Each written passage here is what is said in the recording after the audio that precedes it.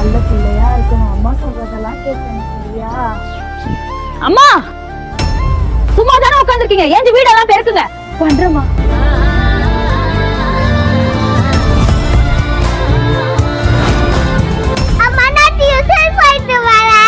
டியூஷனுக்கு தனியாவா போவ?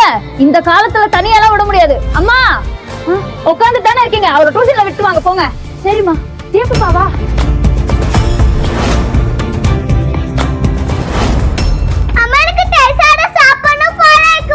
தயிர் சாதமா? வீட்டுல வேற தயிர் இல்லையே.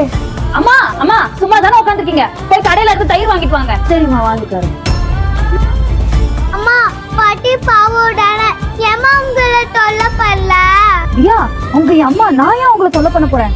உனக்கே தெரியும்ல அவங்க எவ்வளவு மருந்து மாத்திரை சாப்பிடுறாங்க. மருந்து மட்டுமே ஒருத்தவங்களுக்கு குணப்படுத்தாது இல்ல, அதனாலதான் இப்படி சின்ன சின்ன வேலை கொடுத்து அவங்கள நடக்க.